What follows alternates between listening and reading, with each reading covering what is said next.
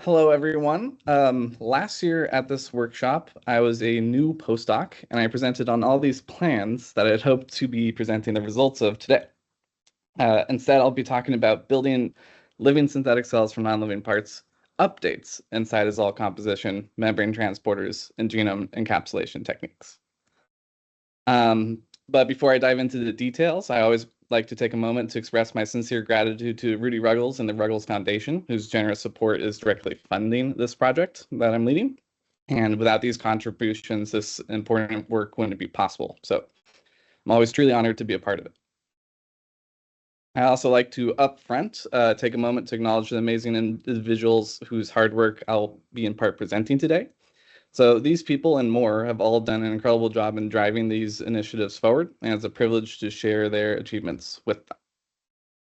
So without further ado, let's get into it. This is some of the same slides I presented last time, but besides it being one of the founding aspirations of the synthetic cell community, what's the purpose of creating a synthetic cell from non-living parts? So on the foundational aspect of building our understanding, a synthetic cell would lead to new insights into how chemical systems organize and can be methodized to yield biological lifelike function.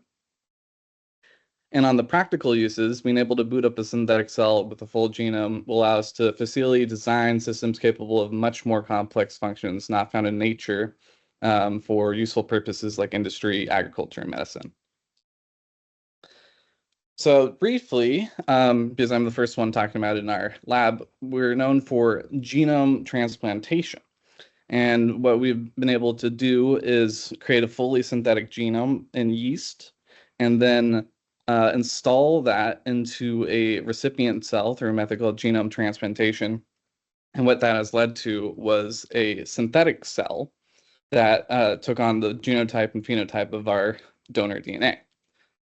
But since this was achieved in 2007, I believe, or 2010, this is now not considered a true synthetic cell by many of the community. They call it a bacterial cell with a synthesized genome. So we're working on other methods to get around this. One is zombie cells, where we're killing the cells and inactivating the host genomes, which will be discussed in a following talk by Zuma Seidel in this workshop. And they're a step closer, but they could still be argued as using a living cell chassis. And another approach that we're leaning towards for wide-scale adoption of large genome capabilities is whole genome transplantation in E. coli. And that will also satisfy a lot of the grand-scale genome engineering purposes if we can get that to work. But the principle of my system is to build a synthetic cell from non-living parts. And we think this should be possible because others have created long-lasting protocells and even reconstituted phages from their genomes through cell-free systems, all of which suggest building cells from non-living parts should be possible. So our approach is to use the mycoplasma as a basis to construct the simplest organism possible that could grow in laboratory media. So our goal is to instruct the synthetic cell with the minimal cell genome, and then provide the non-living energy sources in the replication machinery from Mycoplasma capricolum, which is a closely related species, and transcription translation system, or TXTL for short. Finally, we plan to insert both of these together into a synthetic lipid liposome designed to resemble Mycoplasma capricolum in lipid composition and size, made from catalog chemicals that we fully understand off the shelf. So I'm going to break down how I'm going to accomplish this and these updates that I've been working on in the following sections. One is developing the cell-free expression system, then the non-living parts fabrication and liposome and secretary system, and then the incorporation of genomes of components in genome installation. So making a mycoplasma cell-free system proved to be exceptionally and unexpectedly difficult. For years, it was a failed effort. And as a last-ditch effort, our collaborators at Radboud University, student Andre Sake and his advisor Wilhelm Huck attempted this technique from the 1960s using a nitrogen cavitation um, in this cell disruption chamber called nitrogen bomb, which finally proved effective in producing TXTL from JCVI Syn3A. So I now have this bomb, and this is an example of how it works. Kind of an extreme example, but basically by dissolving nitrogen into the cells and then instantly decompressing, the cells explode, leaving this liquid cytoplasmic extract in the cell membrane in this foam. And counterintuitively, this is actually a very gentle method that only exposes each cell once to disruptive forces, and it avoids heat damage and oxidation. So it's a useful technique in that regard. But what made it really useful for us was that centrifuging the lysate resulted in this foamy layer at the top that contained the membranes and all this RNase-bound activity that was destroying the TXTL. And what you could then do is scoop that layer out and get a working cell-free system. So Andrei Sake then optimized this by adding additional mycoplasma tRNAs and used an active machine learning method to iterate through and predict the best experimental compositions. But in the end of the day, Syn3A lysate is maximally, there's more improvements that can be made. It can make around 9 micrograms per mil of protein, and compared to E. coli, which makes 2,500 micrograms, or even Strep venezuelae, there's a lot of improvement that can be made. So that's what I've been working on, involving tweaking the growth, disruption, and the reaction conditions. And after a long time and a lot of help from Andre and the whole synthetic cell-free community, I've been able to get it working in my hands with Syn3A and mycoplasma not shown here. But I've been able to optimize the reactions by adjusting the energy molecules supplied to the system. Now, we think that the capacity of mycoplasma machinery is going to be maximally much lower than E. coli. So I might never be able to reach that E. coli level of protein production. But in a lot of discussions with experts, we actually think this might be beneficial to not exhaust the system of the energy of the system expressing these 493 genes. And that's because we believe this low yield support will have a more sustained controlled protein expression, because mycoplasma has essentially evolved for streamlined activity of essential genes. And one more thing that we know is that cell-free systems to which genomes are added have similar transcriptional activity to that of log phase cells. So if we're making this mycoplasma cell-free system from mycoplasma, it should be able to support a mycoplasma genome in an artificial cell. However, if higher yield is needed, if you have leakage when you're trying to install these components into liposomes, or you just need higher yield,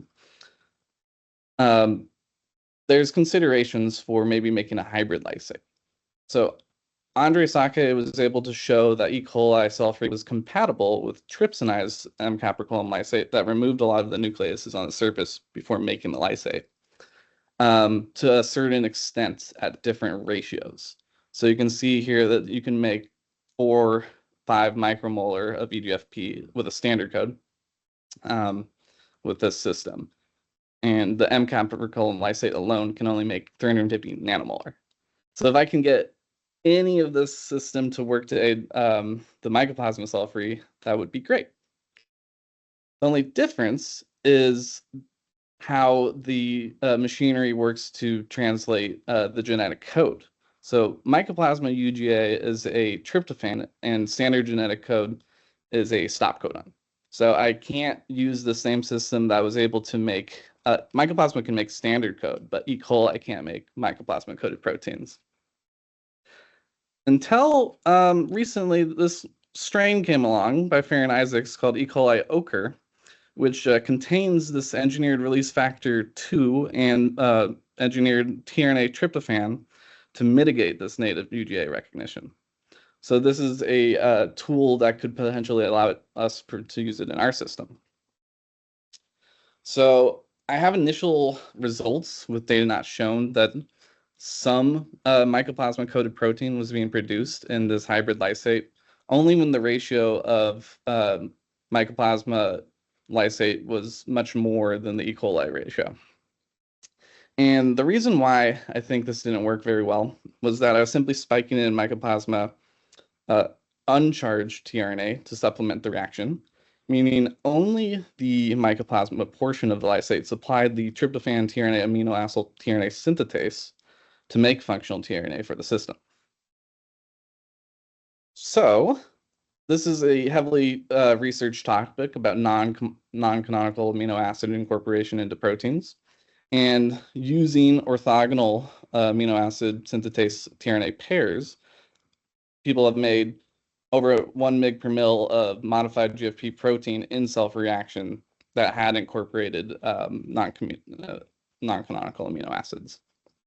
So the approach to kind of see if this works in our system, I'm going to reintroduce RF1, which was also deleted in E. coli ochre, and you do need that for Syn3. And I'm also planning to express the tryptophan tRNA and amino acid synthetase pair in the extract. And I'm really excited to see how this works. But of course, this does take away from our efforts to understand living synthetic cells at a minimal essentials level. But it could be a useful tool if needed. Potentially for what I'm about to show next, which is the liposome and secretory system. So once we start making liposomes, we'll be able to tightly control the composition and stability by adjusting the different ratios of the phosphorylated fatty acids and varying the cholesterol concentrations. James Sayen's group at Dresden Technical University has provided a great blueprint for the composition we're going for. They analyzed the composition of minimal cells grown in a standard sp4 media, but then they've additionally shown by reducing the diet that these cells can even grow in media containing only cholesterol and palmitic and oleic fatty acids. So our new updates as we've been translating our system towards this composition, and Orion Venero, who speaks after me, hopefully will touch on this. And one other approach that also takes away a little bit of building it from a fully defined system is we can also try to make a lipid extract from wild type capricolum. And at least we will know that that will be the exact right composition to build our liposomes. Now, why do we need transporters? We think this is going to be an essential part of booting up the cell. So Vincent Rowe back in 2004 showed that if you just have a liposome containing a TXTL system, it runs out of energy and kind of stops working after like 4 to 5 hours. But if you add alpha hemolysin, which allows for diffusion of waste and nutrient import, this reaction can last for 5 days. So to provide the metabolic influx and efflux in our system, I plan to install transporters in the lipid envelope by including this plasmid that has these transporter genes and a pre-protein translocase complex. So this method was recently developed by Arnold Dreisen and Wilhelm Huck's group to install an E. coli sec-YEG secretory system in liposomes. And I plan to either use this one or tailor a plasmid for mycoplasma secretory complexes. And I've designed a Syn3A free genes, which is E. coli codon optimized genes supplied by Druendi at Stanford version of the sec-YEG plasmid. So we're also thinking that this secretory system, including this at this phase, might be essential because at least in a cell, you need a secretory system to make a secretory system. It's the old chicken and egg thing. So I've now just Alex Papinga, can you mute yourself, please? Thanks. Thank you, John. Sorry, Tyler. No worries. So I've now designed around 11 kb plasmid for this purpose, which has around 20 genes, and 13 are part of 3 complexes. And the rationale to go into this was sorting transporters by essentiality. I'm only including the ones that we think are really necessary to be installed first before you're booting up the cell. And that's also taken into account if it's a high copy number protein, doesn't have substrate binding protein, so we don't have to add additional complexity or energy required, and focus mostly on efflux transporters for pumping out waste. Because like Katarina was mentioning earlier, the passive diffusion should bring a lot of nutrients already in. So this is what the plasmid transporters more or less look like, with all of these included. And one thing that I'm not really considering at the moment is ECF transporters. It adds a whole level of complexity, and they might not be necessary, even if some are essential. Like I mentioned, there should be passive nutrient diffusion, or we could add small pores like alpha hemolysin. But I might need some for importing scarce cofactors or vitamins.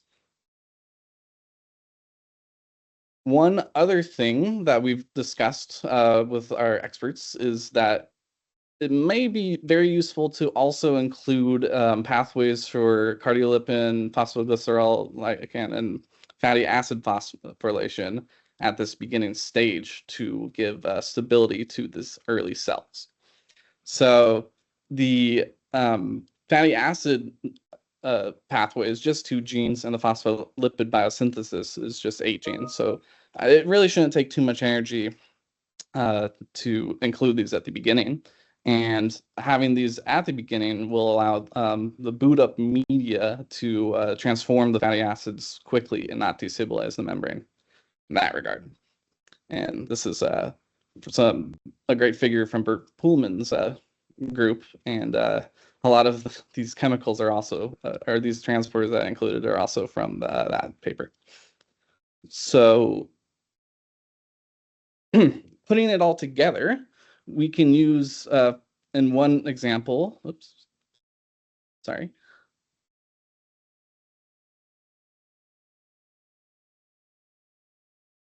Sorry. Microfluidics to extrude our lipids through an oil immersion and encapsulate the TXL that way.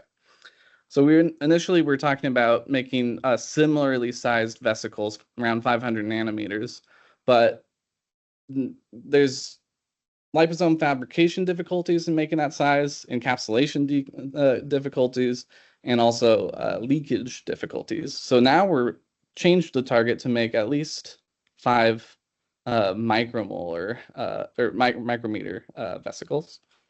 And we don't think this should be a problem because if I can get this video to work, I'm running a little low on time, but this video basically shows that JCVI Syn3O has uncontrolled growth, and you do see vesicles around the size of 5 microns.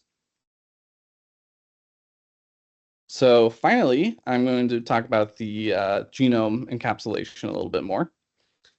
So there's been 2 or 3 techniques that have attempted to encapsulate genomes. Andres Ake used this microfluidic technique to try to encapsulate E. coli genomes, and it has the benefit of being able to precisely control the size of the vesicles you're trying to make and get really good encapsulation efficiencies.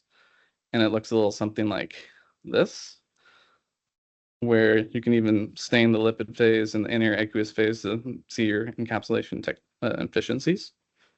And then we have the Automal Lab spin column system, which Orion will talk about more, but it has been well characterized as a gentle method to install these proteins through a spin method, and it can make those 5 micron size particles really well. And finally, the Fujiwara, Japan, has also tried to encapsulate genomes by droplet transfer, which is another gentle technique to not shear that genomic DNA when you're forming these cells. And I'm running a little low on time, so that's all I'll say about that. But we will try to assess the genome encapsulation through CyberGreen. And there's 2 other methods that we specialize here at JCVI and our collaborators. And one is to do genome transplantation, which has been well established, which gently isolated naked bacterial genome and liposomes are then mixed with polyethylene glycol and calcium to initiate this fusion. And as we think about this, we might make these vesicles with FRET so that we can FRET labeling so that we can observe these vesicles might be different than a cell, and the genome transplantation might need to be altered. And the other chemical transplantation method we have in mind is to fuse two lipids containing the genome and the TXTL system so that they both have the right amount of energy. And it might take time to reconstitute this secretory system and the transporters. So it might be good to have those installed first and then bring the genome in later. But this will require the genome encapsulation techniques I just mentioned. But a benefit is that you can then supply new energy and machinery that may have exhausted during that initial insertion. So through both of these methods, I'm confident we have ample routes and optimization to install our genome without shearing it. And hopefully this will result in colonies forming on a plate and the world's first synthetic cell created from non-living parts. So the time to construct this is coming soon. I didn't get it before this workshop, but I've already sent genomes and extracts for initial testing in Kate Amala's lab. And I'll soon be flying up there with more genomes as well as the nitrogen bomb. And we're going to try to put this all together. And with that, I always like to hear all of your thoughts on what we might want to try differently, such as changing the growth medium or transporters or the temperature, osmotic pressure, or anything else. So I'll leave that to your questions. And once again, I'd like to thank everybody involved because it's just such a big project. And once again, thank the Ruggles Family Foundation and everyone else who has continued to play a huge role in working towards this goal. Thank you.